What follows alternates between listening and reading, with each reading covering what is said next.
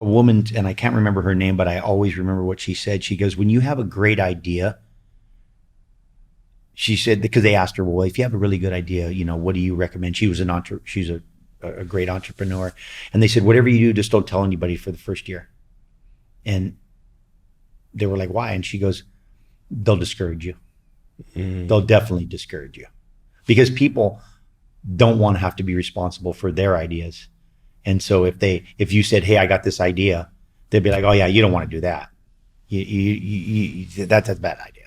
Yeah. Because then they can sit back and go, I could have done that, but that was bad. I don't want to do that. Like, instead of, because you got to risk, you got to put yourself out on the line and fail. You're going to fail. How many times are you going to fail? You're going to fail and fail and fail and fail. Yeah. And it's about getting back up. And I think the thing that's really interesting is people's advice.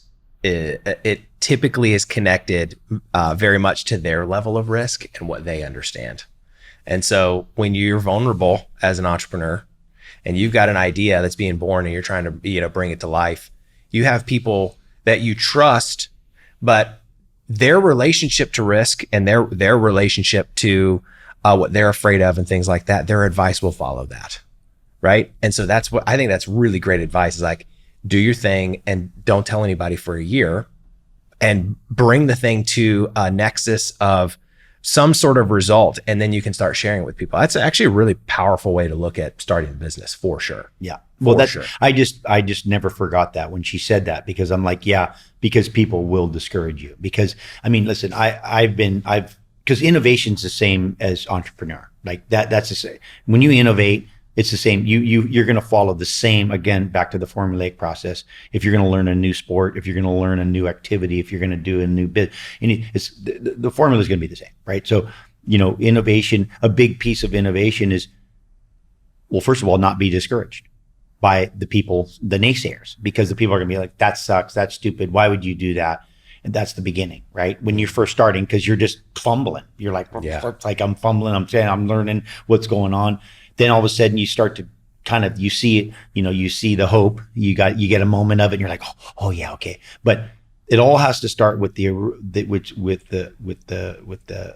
premise or the idea. It all has to start with the original light that goes off, which is part of paying attention, right? It's like, hey, what could this potentially be if I'm able to make it have all the things it needs to be this thing, right? Like what's the destiny? You have to have an idea. You have to have some sort of destination. There's got to be some sort of, I tell people, I go, you don't get to the top of the mountain without looking up there going, hey, I'd like to get to the top of the mountain. Maybe not that mountain, but you have to have it something. You don't just look down and walk around and then arrive at the top and be like, wow, because there's too many times you have to have the north, you have to bring the compass back and go, okay, there it is again. Then you go, and you're like, oh, I'm a little off. I got to go this way. So you have to have some sort of guiding star, right? You got to have that. You got to have that. And all the false summits along the way. Always. I thought I was almost done. Oh yeah. I was almost there. And I got to keep going. And then you realize when you get there that actually the real destination is back at base camp. So that's the bad part. When you get to the very top and you think, wow, and then you're like, oh no, I'm only halfway there because I got to get back.